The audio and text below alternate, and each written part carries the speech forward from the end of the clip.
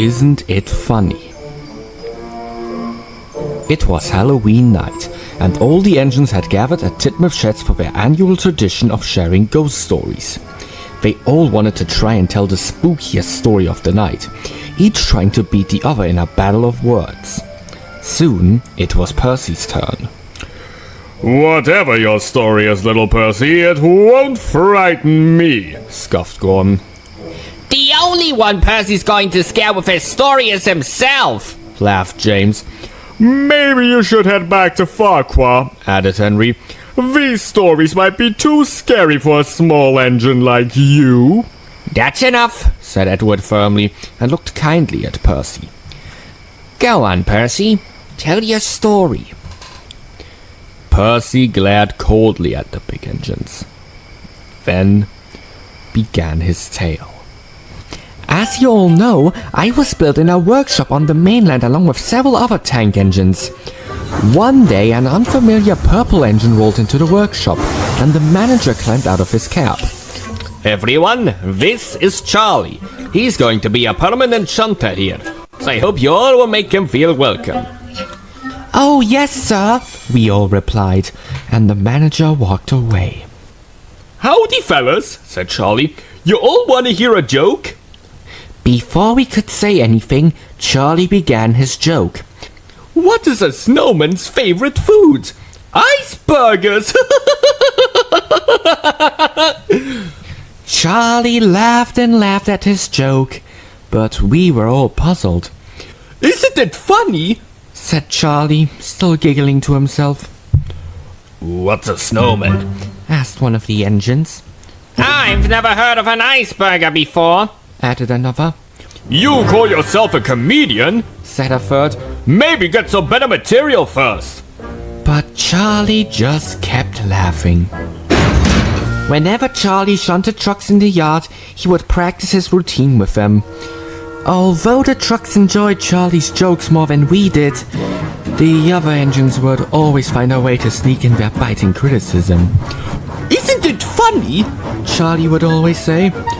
That joke was even worse than the last. Maybe try a different approach, like stopping. That was the least funny thing I've ever heard. But Charlie didn't care and would just keep laughing at his jokes for minutes on end. Sometimes Charlie would even laugh so hard that he'd forget to pay attention to his work. One time, he bumped a line of trucks off the rails, and another time, he almost derailed on a set of points. But still, Charlie just kept on laughing. Sadly, his positive mood was about to come to an end. One day, Charlie was tasked with taking a special goods train to a station down the line. As he was preparing to leave, he looked over at us in the workshops. Hey fellas, what do you call an engine who's hit rock bottom? A train wreck!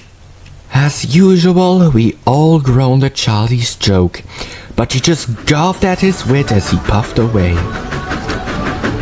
As Charlie approached the station, he was still laughing at his joke. He was so distracted that he didn't notice the level crossing ahead, or the car stuck on it. Charlie struck the car with full force. The sound of twisting metal filled the air, and the family inside the car shrieked and screamed in horror. At last, Charlie came to a stop. He looked at the horror in front of him. Large red puddles soaked the ballast around him. Limp bodies lay underneath his wheels, and he heard the sounds of a child crying in agony from inside the jagged remains of the car. Percy paused dramatically. Something changed inside Charlie that day. Something snapped. As he stared at what he'd caused, his mouth twisted into a sinister grin, and he started to laugh.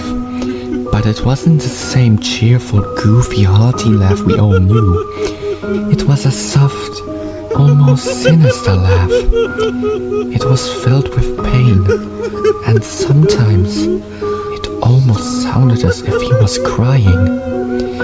He was still laughing when I came to take him back to the workshop. Are you alright, Charlie? I asked. Charlie didn't say anything at first. He just kept laughing. Isn't it funny? He suddenly asked. What is? I asked nervously. That family in the car was just coming back from the hospital with their new baby. I was horrified by this. What's so funny about that? I demanded. This was supposed to be the happiest day of their lives. Giggled Charlie maniacally. But now they're all dead. Isn't it funny? I chose to say nothing more as I dragged Charlie home. He laughed all the way back to the workshop, where the manager was waiting. What do you have to say for yourself? He demanded crossly. Charlie tried to hold back his laughter. Those people were cut up like sausages when they slipped under my wheels. Sausages! Isn't it funny? The manager's stern expression turned to one of fear as he watched Charlie cackle hysterically while blood dripped from his wheels. I was ordered to shunt Charlie into a siding out of the way until the manager decided what to do with him. But even across the yard, we could all still hear Charlie's laughter. His jokes became much more grim, and the trucks no longer enjoyed Charlie's company. Hey, you trucks! What's the difference between you and the pile of firewood? You're much more fun to listen to when you're set ablaze! The trucks would only look away meekly as Charlie's blood-curdling giggles crept into their minds. But even at night, the laughter never stopped. Charlie's cackle echoed across the workshop, haunting us in our sleep. Eventually, the manager decided to have Charlie cut up for scrap, as no one would buy him, and he kept scaring away any potential buyers for us. I was given the task of shunting Charlie to the scrap yards. The manager rode in my cab. Charlie just kept on laughing. When we arrived, I shunted Charlie into a siding, while the manager explained just what was happening. You've caused me a lot of troubles these past few months. He said firmly. This is all you're good for now. Any last words? Charlie looked down at the manager, still giggling hysterically.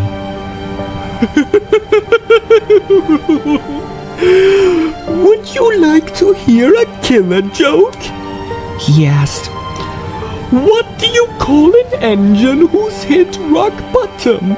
A train wreck! Charlie laughed quietly before grinning at the manager. Isn't it funny? He muttered. What is? Asked the manager. Just how much pain a harmless little joke can bring. Charlie whispered, his smile wider than ever. The manager said nothing and walked back into my cab as the cutters began their work. I'll never forget Charlie's demented laughter as the torches cut into his body. It's a sound that still haunts my dreams. His laughter seemed to grow louder and louder the further away I went from the scrapyard. But when I arrived back at the workshop, it stopped. The silence was almost unreal. But sometimes late at night, Charlie's laughter echoes across the line, from the workshop to the crossing and to the scrapyard. Some say he's still looking for someone to laugh at his jokes. I think he's looking for another punchline. Make sure it isn't you. The other engines were as still as ice. They stared at Percy, unaware that the little engine could tell such a horrifying story. Gordon, Henry, and James were all at a loss for words, so Edward spoke up. Well, Percy, that was certainly the scariest story I've heard in a long time. How did you come up with something like that? Percy looked morosely at the old engine. I didn't make it up, Edward, he said quietly. Charlie's still out there. Edward fell silent as Percy headed off for home, hopeful that his mind would never have to be haunted by Charlie's sinister laugh.